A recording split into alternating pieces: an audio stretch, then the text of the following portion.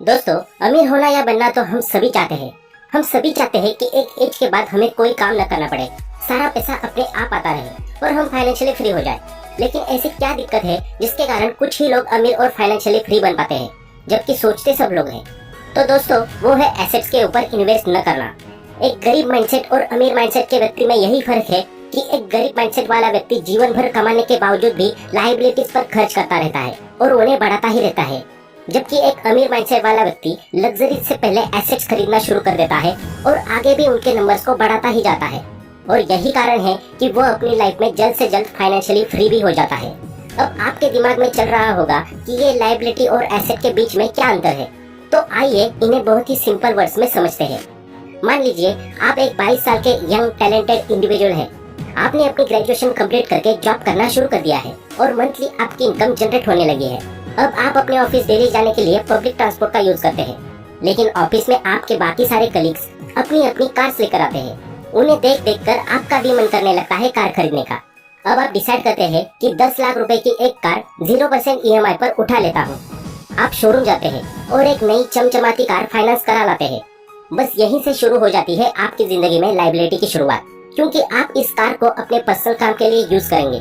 आप इससे ऑफिस जाएंगे, रिलेटिव्स के यहाँ या फिर घूमने जाएंगे और हर महीने अपनी मेहनत की कमाई में से इसकी सालों तक EMI भरेंगे। जबकि यही कार अगर आप अपने फाइनेंशियल यूज के लिए न खरीद कर टैक्सी या रेंटल पर चलाने के लिए खरीदते, तो ये आपके लिए लायबिलिटी नहीं एसेट बन जाती, क्योंकि ये आपको पैसा कमा कर देती, जिससे इसकी EMI और आपकी पॉकेट दोनों भर जाती। तो दोस्तों, सिंपल है, आपके द्वारा खरीदी गई कोई भी चीज जो आपको कमा कर नहीं देती है वो है लायबिलिटी, और जो चीज आपको कमा कर देती है वो है एसेट। तो आज के इस वीडियो में हम ऐसे ही 7 एसेट्स के बारे में बात करेंगे जो आपकी लाइफ को इजी, जल्द से जल्द फाइनेंशियली फ्री और रिच बना देंगे। तो दोस्तों, वीडियो काफी इंटरेस्टिंग होने वाली है, इसे एंड तक जरूर देखना ताकि आपसे कोई वैल्यूएबल कंटेंट छूट न जाए। तो एसेट्स की इस लिस्ट में सबसे पहला नाम आता है रियल एस्टेट का। दोस्तों, भले ही आज के समय में लोग लैंड या प्रॉपर्टी खरीदने को क्रिटिसाइज करने लगे हैं और उसे ओल्ड फैशन समझने लगे हैं, लेकिन फोर्ब्स के अनुसार रियल एस्टेट ही वो सेक्टर है जिसने ज्यादा से ज्यादा लोगों को मिलेनियर्स और बिलियनियर्स बनाया है और आज के टाइम में भी लोगों को अच्छा पैसा बनाकर दे रहा है। ये सभी तो हम अपने आसपास भी देख सकते हैं। हर जगह प्रॉपर्टी के दाम सालों से बढ़ते चले आ रहे हैं और आज भी लगातार बढ़ते ही रहे हैं। प्रॉपर्टी से ज्यादा महंगाई शायद ही किसी सेक्टर में हुई हो पिछले कुछ सालों में। इस सेक्टर में रिस्क फैक्टर तो न के बराबर ही है। साथ ही अगर आप इसे रेंट पर चढ़ा देते हैं तो ये आपकी एक रेगुलर इनकम का भी सोर्स बन जाएगा। इस वर्ल्ड में शायद ही कोई रिच पर्सन हो जो अपनी प्रॉपर्टी से रेंट के रूप में पैसा जनरेट न कर रहा हो। रियल एस्टेट में रिच लोग 2 तरीकों से इनकम या मनी जनरेट करते हैं। पहला तरीका है फ्लिप, जिसके अंतर्गत वे सस्ते दामों पर किसी प्रॉपर्टी को खरीद लेते हैं, उसका रिनोवेशन करा देते हैं और फिर जब कुछ सालों बाद उसके दाम आसमान छूने लगते हैं तब वे उसे बेच देते हैं। वही दूसरी तरीके की बात करें तो वो है होल्ड करना, जिसे ज्यादातर अमीर लोग अपनाते हैं। वे कभी भी अपनी रियल एस्टेट प्रॉपर्टी को नहीं बेचते। वे इसका इस्तेमाल बैंक से लोन उठाने के लिए करते हैं, क्योंकि रियल एस्टेट ही वो सेक्टर है जिस पर बैंक सबसे जल्दी लोन अप्रूव करती है। फिर उसके बाद वे इस प्रॉपर्टी को रेंट पर चढ़ा देते हैं, वो भी महंगे दामों में, ताकि उन्हें लिए गए लोन की EMI को कभी भी अपने जेब से न भरना पड़े। इस तरह वे इससे डबल कमाई करते हैं। नेक्स्ट, दूसरा एसेट है बिजनेस। दोस्तों, जब भी आपके पास पैसा आना शुरू हो जाए तो आपको सबसे पहली कोशिश यही करनी चाहिए कि आप एक साइड बिजनेस करना शुरू कर दें, क्योंकि जॉब से ज्यादा रिस्की कोई चीज नहीं है। जब तक आप काम कर रहे हैं आपको सैलरी मिल रही है। लेकिन सोचो, अगर आप बीमार पड़ गए, आपको कोई इमरजेंसी आ गई या फिर अब आपकी एज ज्यादा हो गई है और आप उतनी मेहनत करने में सक्षम नहीं है, ऐसी सिचुएशंस में आपको कौन पैसा ला कर देगा? तो ऐसी सिचुएशंस के लिए आपको बिजनेस शुरू करना ही सबसे बेटर ऑप्शन है। शुरू में आप इसे जॉब के साथ साथ साइड बिजनेस की तरह शुरू कर सकते हैं। जैसे जैसे ये ग्रोथ करता जाए वैसे वैसे आप दूसरे बिजनेस की शुरुआत करते जाए, क्योंकि जितने मल्टीपल्स आपके इनकम सोर्सेस होंगे उतने ही मल्टीपल्स में आपकी इनकम भी बढ़ती जाएगी और आपको जीवन भर किसी दूसरे की जॉब या और कोई काम करने की कभी जरूरत नहीं पड़ेगी।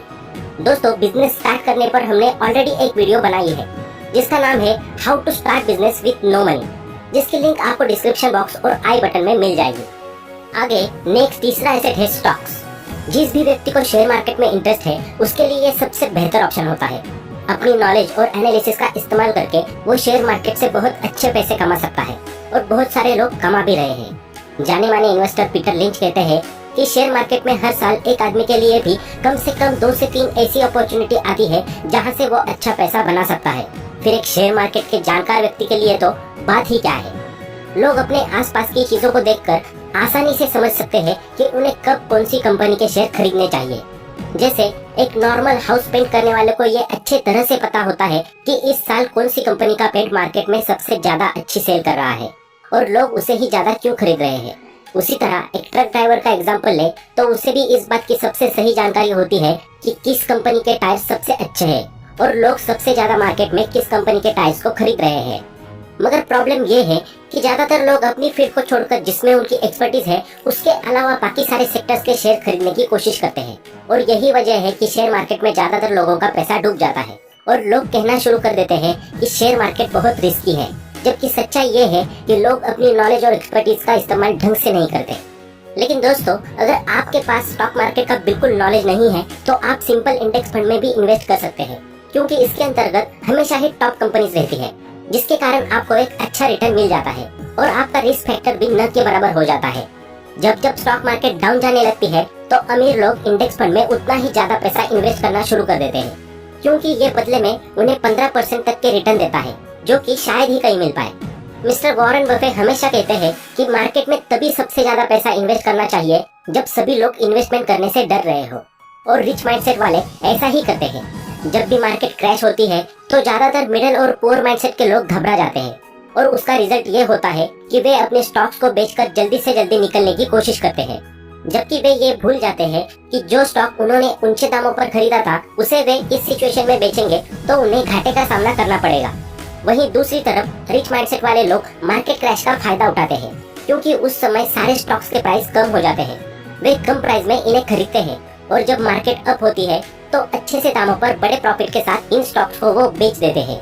इस तरह गरीब और गरीब हो जाता है, जबकि अमीर और अमीर। नेक्स्ट, चौथा यानी कि 4th नंबर का एसेट है कमोडिटीज। रियल एस्टेट के बाद अगर कोई दूसरा सबसे सेफ एसेट का ऑप्शन है तो वो है कमोडिटीज, यानी कि सोना और चांदी। अगर हम ह्यूमन हिस्ट्री को उठाकर देखें तो गोल्ड की मांग मार्केट में हजारों सालों पहले भी थी और आगे भी आने वाले समय में हजारों सालों तक बनी रहेगी। गोल्ड एक ऐसा मेटल है जो हमेशा से ही कीमती रहा है और लगातार इसकी कीमतों में बढ़ोतरी होती रही है। यहाँ तक कि दुनिया के ज्यादातर स्टॉक मार्केट इन्वेस्टर है वे क्या करते हैं कि जब भी स्टॉक मार्केट नीचे जा रही होती है तो वो स्टॉक्स के साथ साथ गोल्ड एंड सिल्वर में भी इन्वेस्ट करना शुरू कर देते हैं, क्योंकि ये सबसे सेफेस्ट ऑप्शन होता है उनके लिए। उन्हें ये पता होता है कि इनकी वैल्यू कभी भी कम नहीं होने वाली, बल्कि दिन प्रतिदिन बढ़ती ही जाएगी। नेक्स्ट, 5वां एसेट आता है कैश। दोस्तों, आप लोगों को लग रहा होगा कि कैश कैसे एक एसेट हो सकता है, लेकिन सच यही है कि आपके पास कैश होना किसी सुपर पावर होने से कम नहीं माना जाता मार्केट में। यहाँ तक कि एप्पल जैसी बड़ी बड़ी कंपनीज भी अपने पास बहुत सारा कैश रखती है, ताकि वे मार्केट में आने वाली अपॉर्चुनिटीज को ट्रांजैक्शन फेलियर के चक्कर में लॉस न कर दे।